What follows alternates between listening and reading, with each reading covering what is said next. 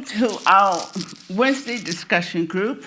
My name is Nancy Woods. I'm one assistant minister here, and this is Kathy Lyons, the other assistant minister. I'm calling her assistant minister. She's the animal kinship. And welcome, Jeannie is one of our practitioners. And we welcome all of you to our Wednesday night discussion group, and we got two of our favorite people here to discuss spirituality. But we always begin our services by lighting the flames of faith, a call to service. We perform this ceremony to promote the universal consciousness of life, which acknowledges that all people, all faiths, all sentient beings come from one great universal presence, which we call spirit. Fundamental to this truth is the unifying nature of all religious thought and experience, which we honor here today. As Jenny lights the first candle, is for the Tao, honoring the universal path of harmony and equilibrium the natural way. We light the second candle for the shamanic tradition, honoring the beliefs, the practice of all indigenous people, the way of primal spirituality. We light the third candle for Hinduism, honoring the path of knowledge, action, and devotion. We light the fourth candle for Judaism, honoring the ethical path of living by the sacred law. We light the fifth candle for all forms of Buddhism, honoring the Four Noble Truths and their path of compassion. We light the sixth candle for all forms of Christianity, honoring the Christ consciousness as the path of love. We light the seventh candle for all forms of Islam, honoring the path of submission to the will of God as the highest calling. We light the eighth candle for the universalistic religion of Baha'i, honoring the path of unity and peace. We light the ninth candle for all forms of New Thought, honoring the metaphysical path of mental healing through the practice of universal spiritual principles. We light the 10th candle for those who are as yet unaware of spirit in their lives, and for the space we are holding for them here at the center. And as Jenny lights the healing candle, please put silently into the light the names of anyone you wish to have experienced the healing flame of God's eternal love.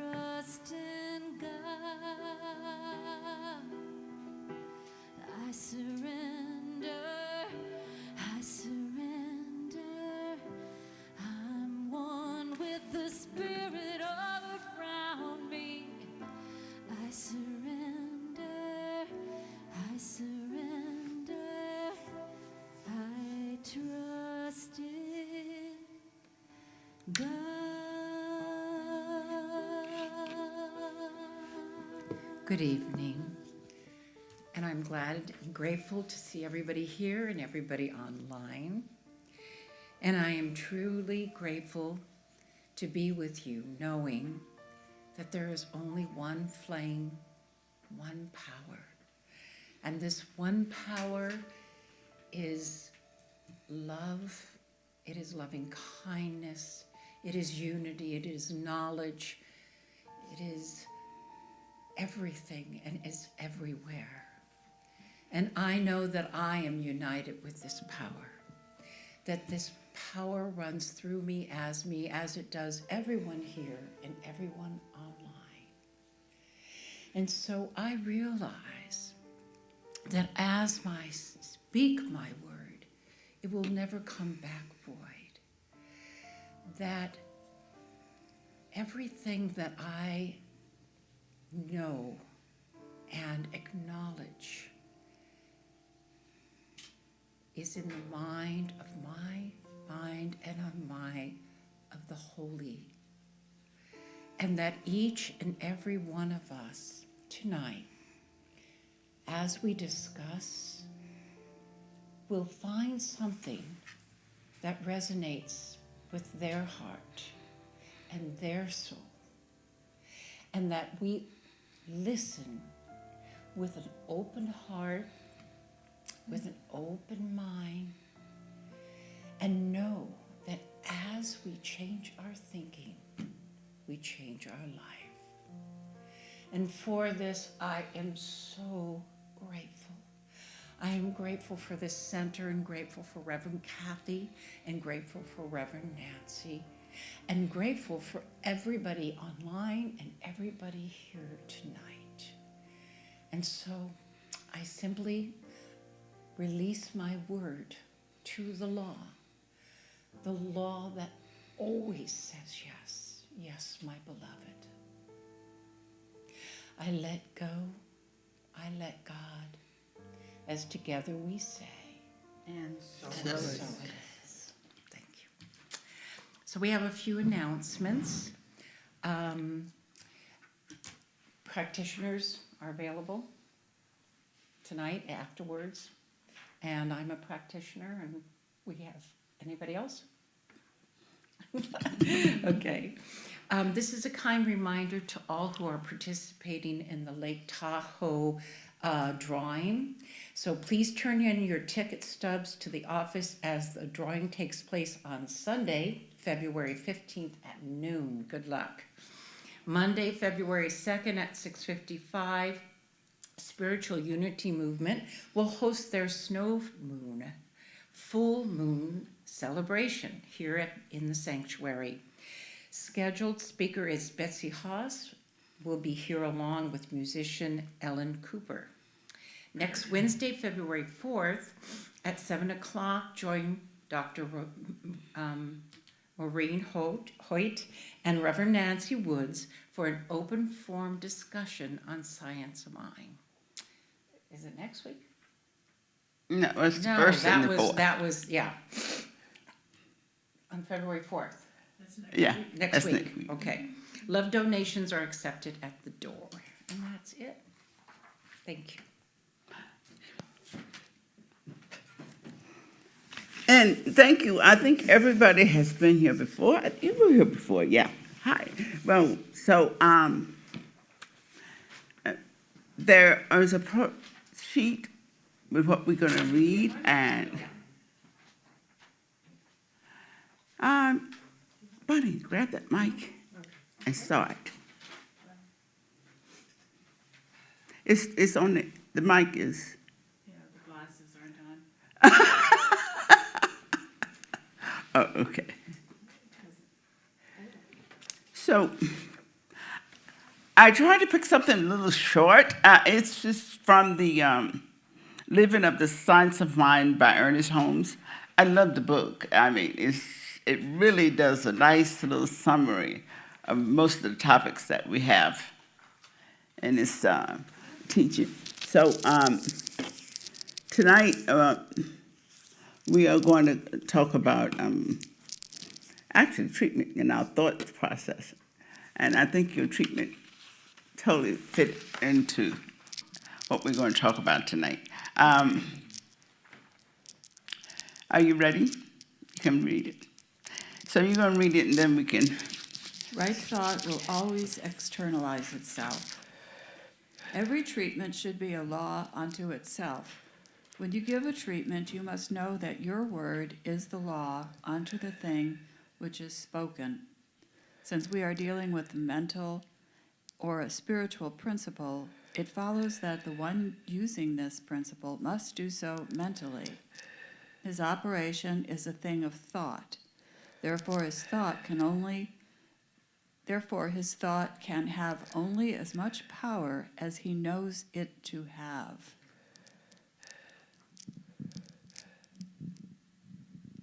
Words of doubt have no affirmative power. We must know that our treatment is a good treatment, a successful treatment, certain to accomplish. Every word you speak is the presence, the power, and the activity of the law within you.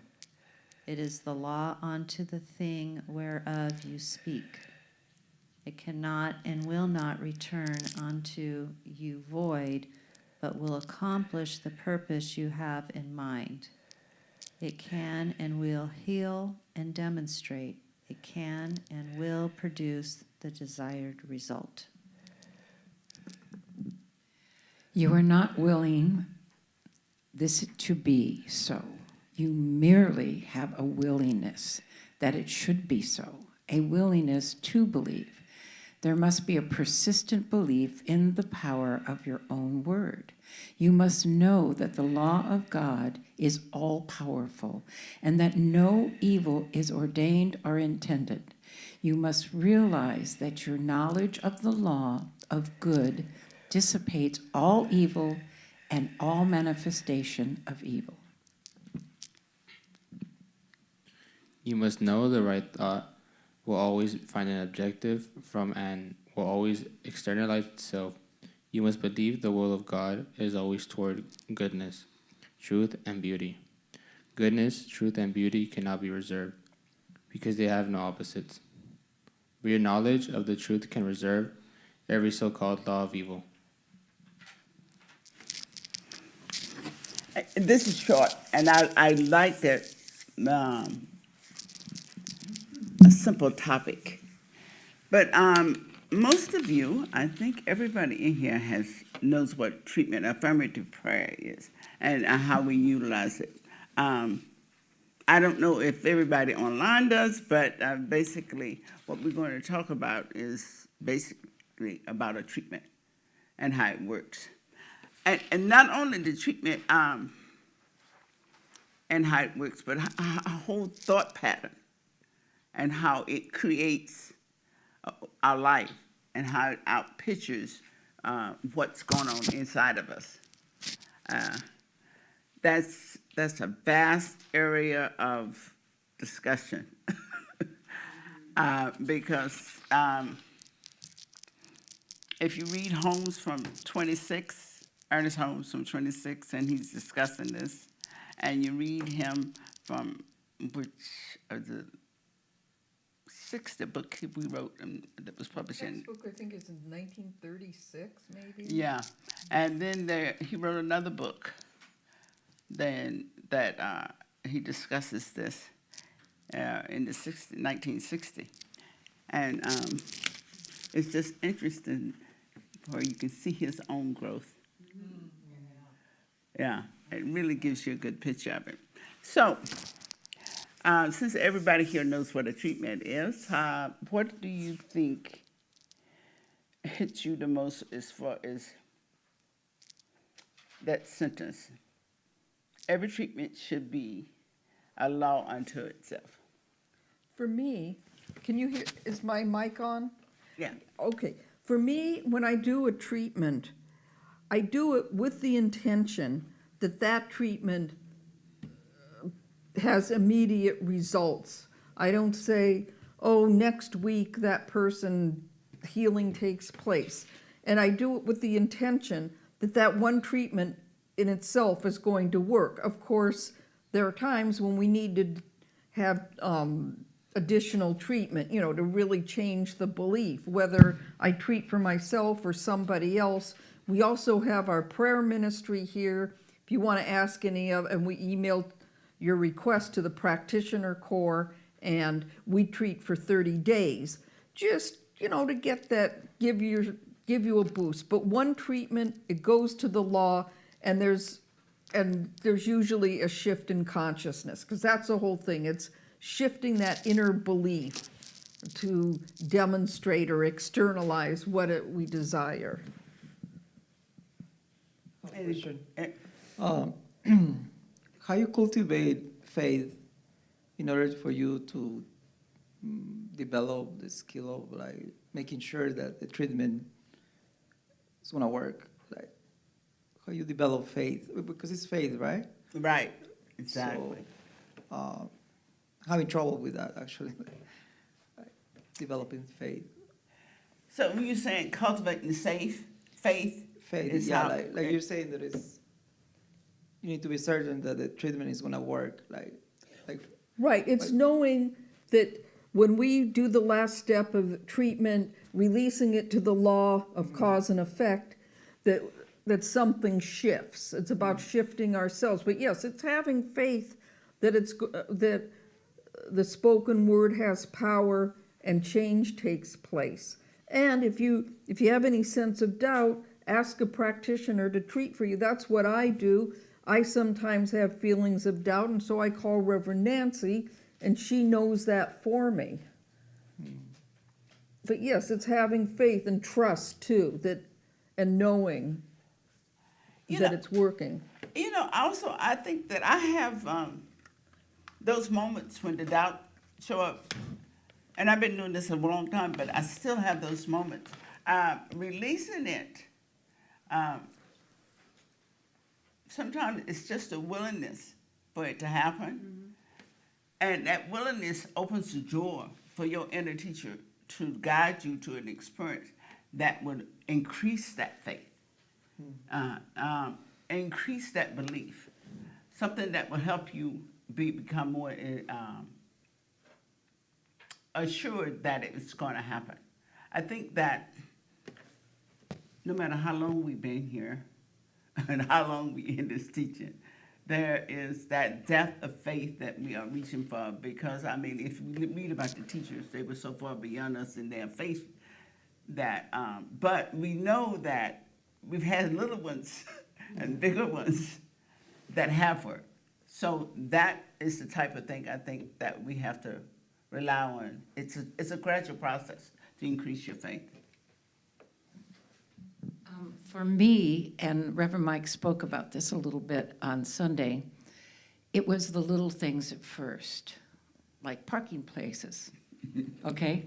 You know, I would do a quick treatment, boop, there was a parking lot. It was like, oh, whoa, wow, that was amazing. And little things at first. And for me, what sealed it, I mean, and it, you know, it is changing your thinking and being willing to know that it's going to happen as you speak it. But when I got my house that I treated for, and every single solitary thing I said about it, which is directing treatment, and you're not necessarily supposed to do that, that did it. And I believe so strongly now, and I don't do it like, okay, I'm gonna do this treatment, and if it doesn't come true, then I'm giving up.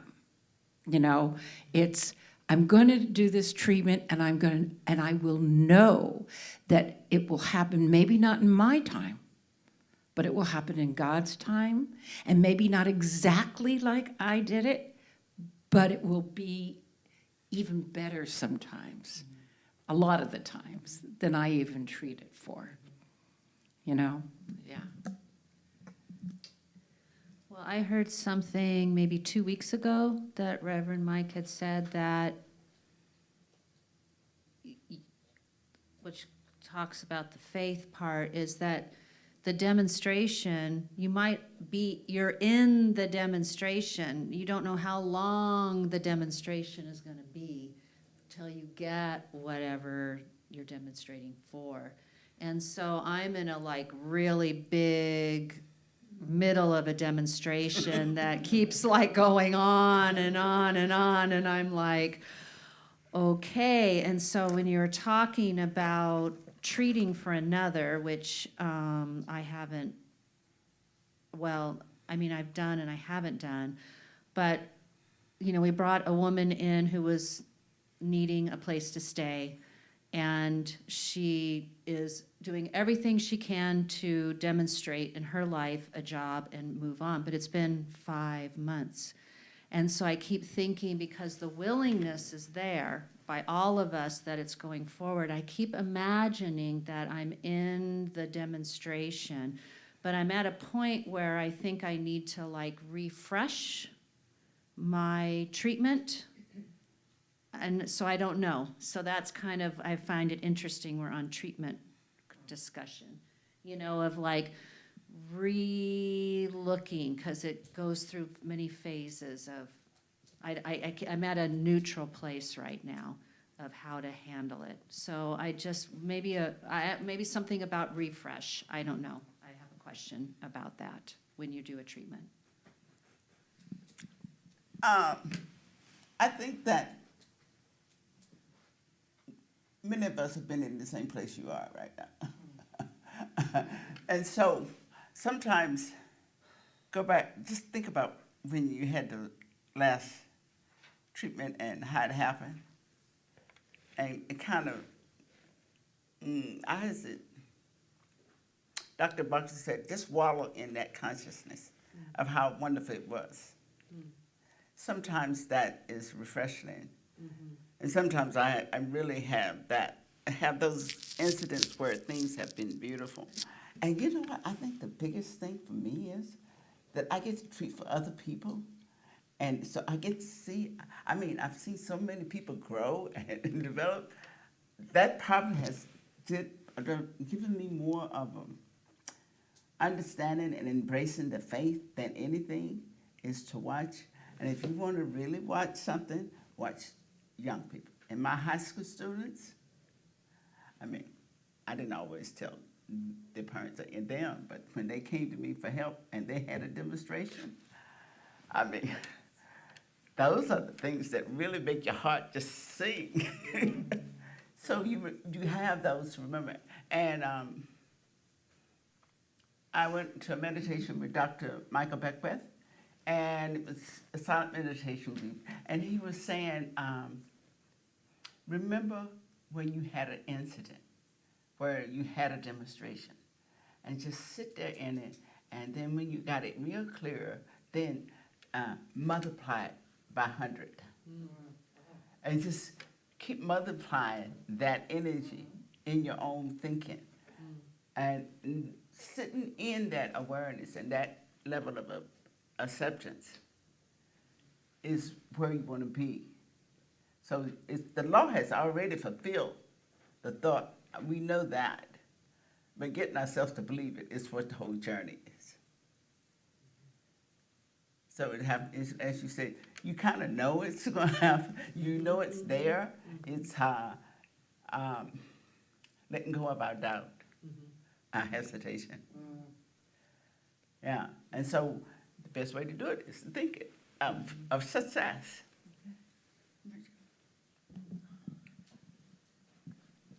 I have a little bit of experience of this. The line that struck me tonight was, every word you speak is the presence. It's not me speaking to the presence. It's me speaking as the presence. And I kept reading that over and over, and I said, yeah, that really gives me the thought that I need to know. Because I think, too, sometimes if doubt creeps in, that bothers me.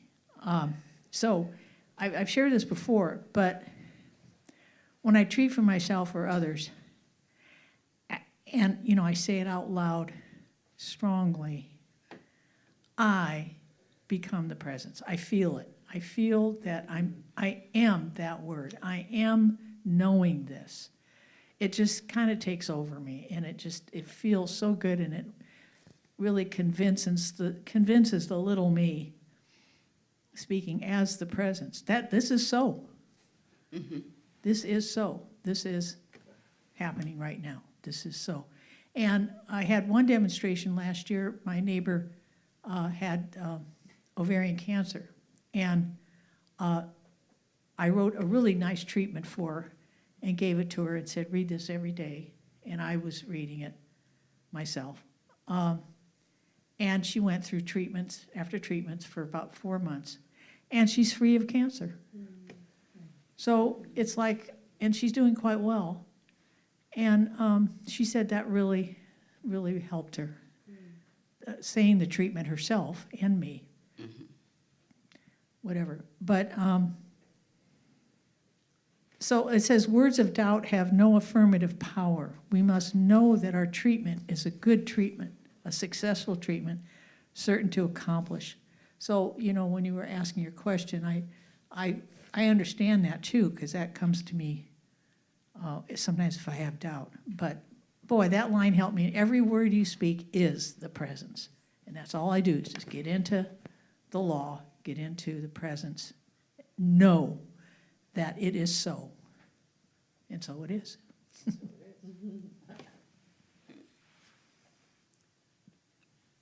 I think also the thing that has helped me a lot is that as I learned how to release my doubt and develop the understanding that everything around me is a result of my creation, it has helped me tremendous with the faith. Because what I also will acknowledge is that I created that I didn't want to create that, but I created that. So I acknowledge that each and every aspect, I brought that person into my experience. I didn't necessarily want to, but I acknowledge that what is in my experience has really helped me understand the power that I am creating life as I am experiencing. I acknowledge that it is up to me to shift in order. Now, never is it out there, never is it a blame or reason outside of me that I experience something. What I experience in life is the result of my consciousness. The consciousness, that power that's in me. And I created some things that I didn't really want to create, but I don't deny that I did it. And when I'm saying I did it in the sense of it is happening because of my thinking, my doubt is very powerful, and my belief is very powerful. So I know that I am the author of life that I experience. And it has set me free from saying, oh, thinking that something outside of me needs to change. All I have to do is go within and allow the wonder of who I am. And he's saying it, that misthought, misperception is powerless as far as I'm concerned. So if I resort back, that's why I said think of something good. Just bathe yourself in that good thought. And that moves anything that is not good.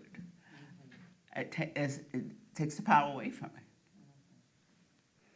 it. Yeah, I also want to mention that I address the doubt in my treatment. I say anything like doubt is removed, or anything that appears as fear is removed. So I don't do a spiritual bypass on it. I do address that in the third part of the treatment. And like with her cancer, say anything unlike perfect cells are gone. And just that really helps me too. Mm-hmm. I failed to mention that, but that's because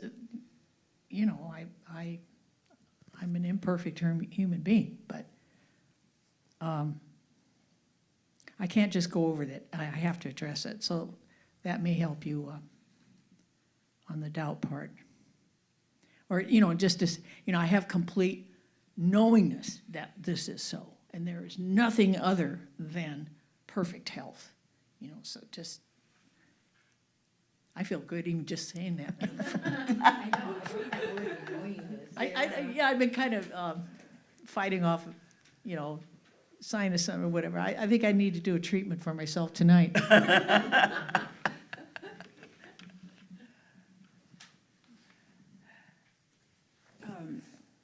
I find I can't even get close to the words faith and belief, kind of because there's a lot of odd old programming for me.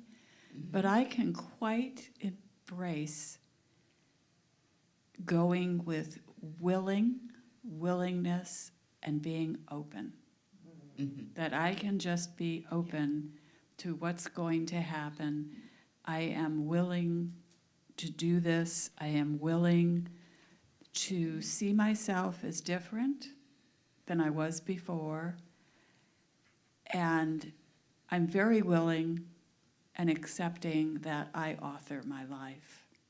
I love what Reverend Jeannie says also. And I'm the secretary of the schedule. Then she says, and that secretary doesn't do the best work. If I hold it that way with those words, I can just get on with things about doing a treatment. And also, what happens organically. It doesn't happen instantaneously. Everything unfolds slowly. All the ducks have to get lined up in a certain way for something to happen. It doesn't happen all at once. That's hard to accept. And I have an interesting story about a treatment I did for our business. This was 15 years ago, 16 years ago. We needed other people helping us. We were just trying to do the work of 6 people as a married couple and business partners. This is not a good thing to do. And I was treating for help, so we weren't collapsing with it all. I had it in mind.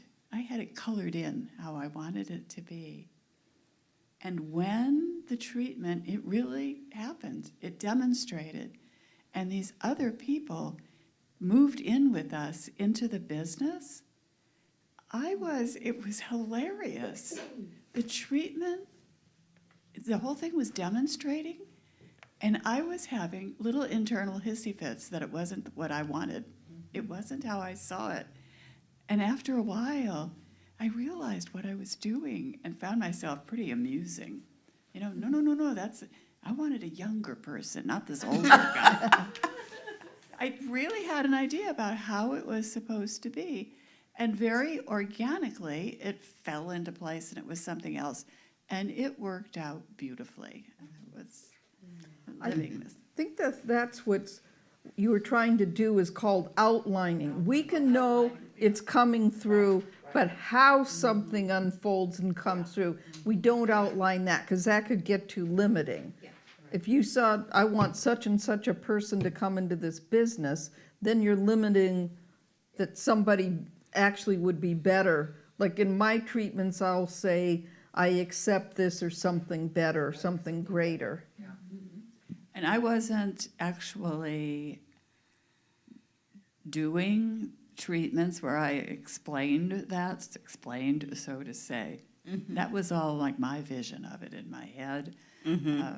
But I had a little outlining going on. You are right. Yeah, I understand that. I realized recently how much I like to control things. Yeah, and because this story goes on in my head when it isn't like I picture it.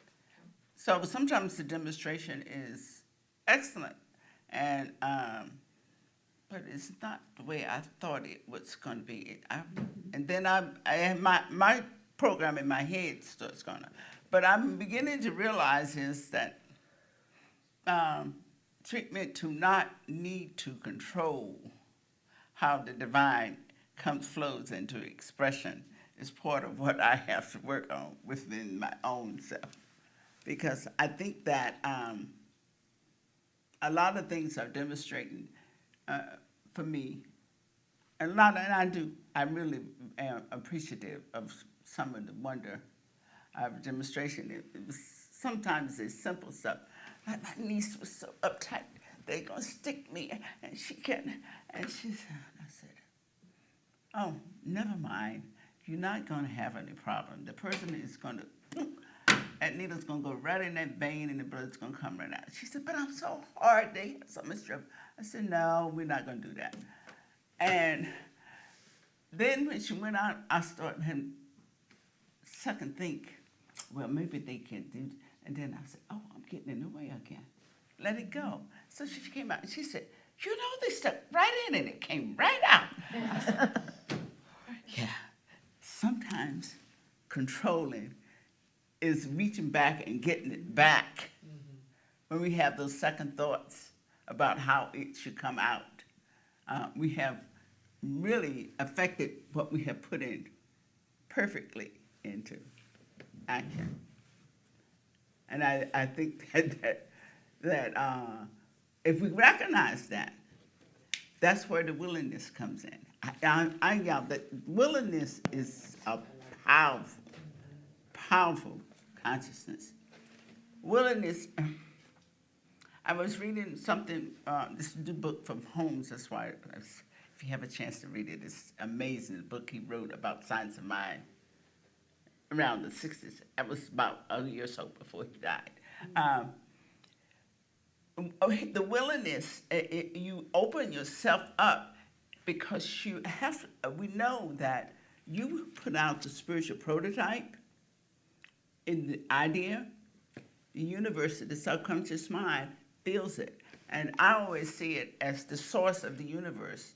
And since the source that it made everything is the same at some level, whether it's a chair or you, a human being, or anything else that is expressed, the oneness of the universe comes into expression in many ways. So if when the consciousness is such that we are willing to have it happen, then we open up this avenue, and then the universe feels it.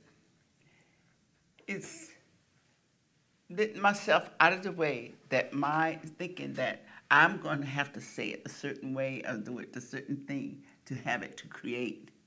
The universe is doing the work through us, and that's what willingness comes. So it's the most, to me, it's the most powerful way to actually experience it, is to know the truth, to know how it takes place, and it's almost like taking your hands off of it and allowing it to manifest. And so we grow as we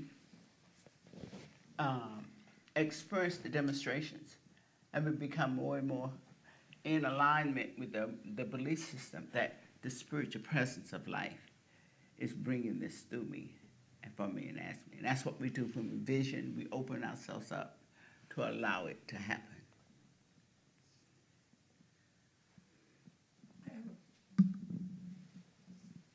Two things. In the last paragraph, I think this is kind of cool. You must know that right thought will always find an objective form and will always externalize itself. I mean, you can't get more simple than that. Mm-hmm. Right thought equals objective form that externalizes itself. The last part I wanted to ask you, you must believe the will of God is always toward goodness, truth, and beauty. Goodness, truth, and beauty cannot be reversed because they have no opposites. Can you address that? They have no opposites. No, I mean, there's badness, there's falsity, and there's ugliness. They cannot be reversed because they have no opposites, but your knowledge of the truth can reverse every so-called law of evil. How can goodness, truth, and beauty not have opposites? Well, I think how I interpret that, in the mind of God, there's not duality. In traditional religions, there's like God and then there's Satan or the devil. We don't believe that. It would only be like the opposite. Its opposite would be maybe just misuse of the law. But your knowledge and truth can reverse every so-called law of evil. Evil is more of a belief. It's not an entity. It's not like in some religions where there's the evil part and there's the good part. Everybody is good. And we don't have any innate sin. We're not born with some innate sin that we have to redeem. We're already all good. Yeah, in the presence, there is no opposites, right? It's Right. no duality. That's what it's saying. Yeah. Now, beauty, I always think beauty's in the eye of the beholder, but I think what he's saying is good things in life or whatever Well, I think it's like what you said, there's no duality in God. So Right, if yeah, you're we don't- speaking as the presence, Right, we there is don't no have to fight opposite. some type of evil entity Right, like there are in traditional religions. Oh, you know, sometimes these hot hellfire and brimstone preachers, you know, they'll say, we gotta beat Satan. You know, we don't. There's nothing to beat. We just need to know that innate goodness, that innate God is love, and it's pure love. It's all good. Yeah. Okay. It's just like I'll say another thing too. When I first started studying spiritual mind treatment and treating for others, I remember asking a question. Well, if somebody can treat or pray for me for something good, how do I know that somebody isn't going to be praying for something bad? Well, we're dealing with a principle that's all good. So you don't have to worry that's, you know, like we're doing some kind, trying to, because we're not manipulating outer circumstances. We're getting in touch with that presence of God within us that's always good. You know, naming things good or bad, if you look at the progression of our thinking over time, human beings, some things that we thought were very bad isn't exactly bad. And I always think of it in terms of electricity, that how it can hurt you. But once you embrace the wonder of it, we are guided to utilize it. Look at how we have turned that process once we discover it, and how it has the harmony of life. When you realize, when you embrace the harmony of it, how it has been such a great discovery.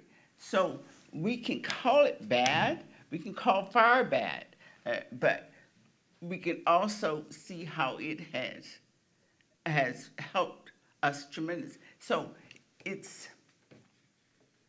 really is about how we are using our own thinking and our own mind and how we perceive it. Things that have, I've been out in the City of Hope a lot, and this lady was describing her experience with cancer and how how it affected her and how mad she would, angry she said. So she said, but it was 5 years, I'm on the other side of it, and she said, the relationship I have with my children, how I am able to support them, and how I'm able to embrace them.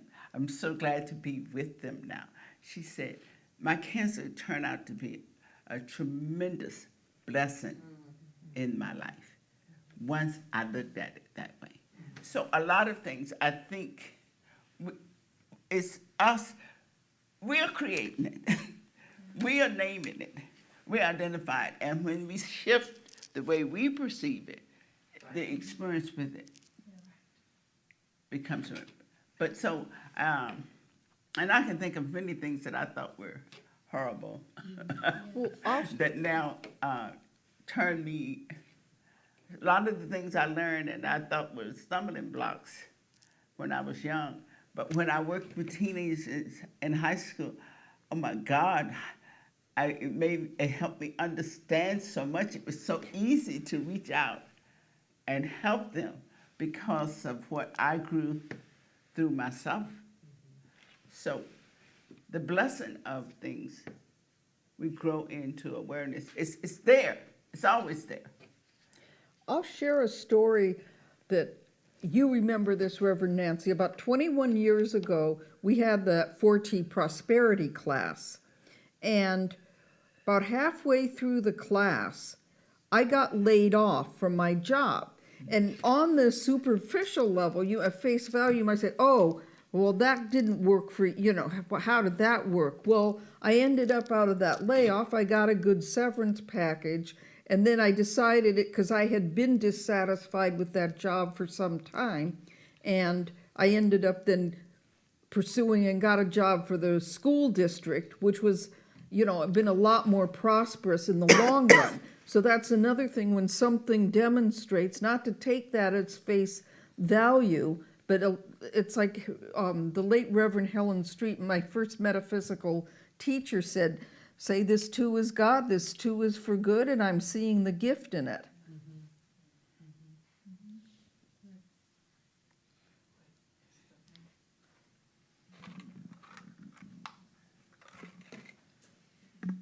I'm wondering if we were helping you to understand. questions. So, Yeah. well, this is just a perception that I have right now. Because I think we all somehow, some way have a dark side or bad thoughts, whatever you want to call it. But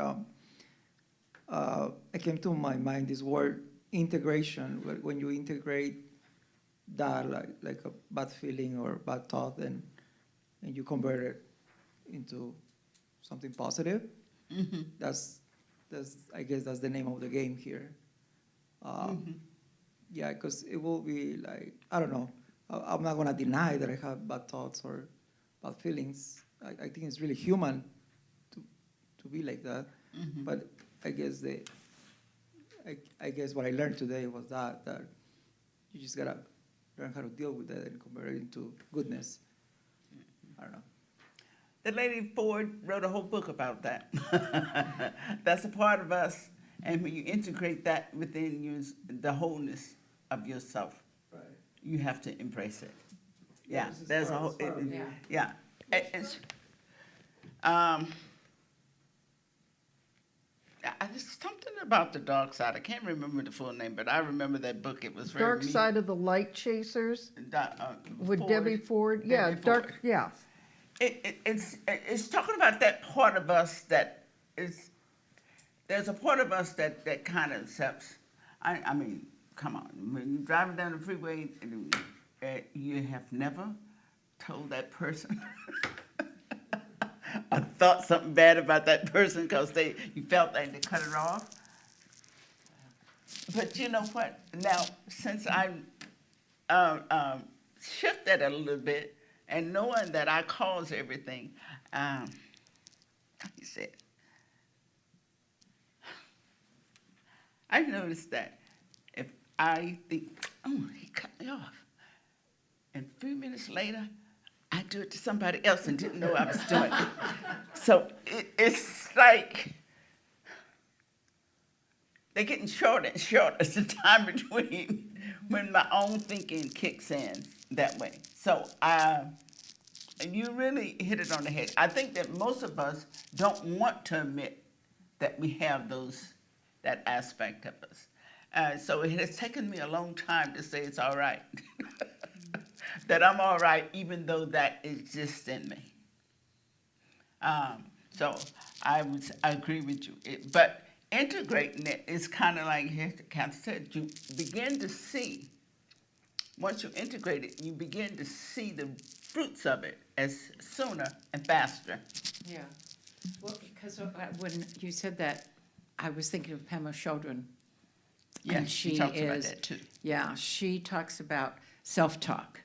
And I mean, I used to, call myself names, oh, you dummy, oh, you don't know what you're talking about, or, that kind of thing. And she helped me so much because it's like she'll say, how would you talk to a child? And I've taught for 25 years, okay? Hey, sweetie, so you thought that, that's okay, it's all right, that kind of talk. And it's helped me to, even though I have those thoughts, forgive myself for those thoughts. Yeah, but we do have those, yeah. Being a successful businessman like you, if you look at those things, how those things come easy to you, and integrate that same thinking over into other stuff. Yeah. I mean, because look at those areas where you are. I mean, you move with ease and grace. And I know you got quite a few of those. So think about those when you're going in other areas. And building into your treatments too. Absolutely. All of us. Your successes. All of Yeah. us have those moments when we kind of wish we could do it in a different way. But if we, as Beckwith said, go back to that moment and that you bathe in of being successful, of being good, when it flowed, when you made that decision and you felt, it was perfect. And get into that energy, because it's not just the thought, the word itself, it's the feeling also. That feeling, that heartfelt, because your heart is just as much a part of that as your thought pattern. So, as a matter of fact, I think that the heart part is, to me, is very significant if we put the feeling into it. And that's why willingness, I think willingness is like, when you come willing, do you feel like it's a release? You know, letting it go? And I think that that's one of the reasons why it's so powerful, because we let it go. Is there anything else in here that really is? Thank you very much. Y'all help me. Because sometimes it's interesting when you have to talk about your thinking. It becomes more grounded in your awareness and your understanding. So, thank you. Well, and I think like what you just said, the willingness is a release. The willingness is a release, and you were talking about willingness and openness, and it opens. It's just your whole body language went into an open place. And that's so to allow the flow to happen. So it's a wonderful open expression, willingness. There's a sentence here. You must know that right thought will always find an objective form and will always externalize itself. And I was thinking of a time where we were supposed to help my daughter move. She was moving to Monterey. Now, my right thought was, I wanted to help her move. I wanted to make that move as peaceful and easy as possible. Well, I got COVID, and so did my husband. And so I couldn't go up and help her, and my husband couldn't drive the truck that they were supposed to drive with the stuff to help her. And what happened instead was they hired someone who actually knew how to drive a big truck and unload it. And her stepmother helped her. They had some problems and helped her set up her kitchen. So they got closer. So look at, right thought happened, didn't it? It totally happened. So the actual thing I wanted happened, but it just didn't happen. That's what I was saying. Like I thought it would happen, or really, like I wanted it to happen. But then the ease happened for you and your husband because you didn't have to do anything. Yeah. I never thought of it. Oh my goodness. You just added a really great dimension to that. I guess I didn't want to think about that. That's great. Oh my goodness. Yeah, you know, are you still in school? Me? Yeah. Yeah. Oh, no, I finished. You finished? Yeah. Oh, okay.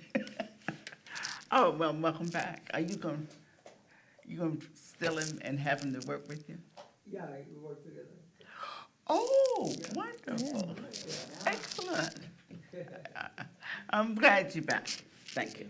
Good. And glad all of y'all joined us for this evening. And I really appreciate the topic and all the sharing. It's, I don't know about y'all, but I got a lot out of this. Me too. Yeah, hearing someone else's part in the experience. That's why I love doing this, is because I found that when I hear other people's explanation, it awakens an awareness especially if it's it's in the same alignment, but it's expanded. In other words, I don't think it's either this or that. I begin to understand that there are many ways that you can approach the truth and experience it. And it's not limited just one way or the other. And this is what this kind of a discussion group gives me. So many paths to the divine. So I hope that next week I'm going to kind of take this same topic in another direction, but we're going to talk about treatment. I think it's another article that he talks about how we utilize the actually speaking the word, not only just for treatment, but monitoring our thoughts on a regular basis and setting them in a particular direction. In other words, the power of attention. So I would love to hear what everybody has that. But I'm beginning to understand that that is a very, very powerful tool to have in our basket. So maybe y'all come back and share some more good ideas with us. So, Kathy, we want to pray us out, and thank y'all all for coming. Please come back and give me some more gems to live by. Okay. There's a basket in the back, so if you want to live the life of a nation, we would appreciate it. So thank you. Okay, so let's just take a breath. And as we center ourselves, and as I speak in the first person for each one here and online, as I recognize this presence, this power, which is a power of God or spirit, first cause, whatever I choose to call it, is that infinite intelligence of God, which is all the good things in life, like perfect health, financial freedom, wisdom and wealth, wonderful relationships, creative expression, as well as guidance and direction.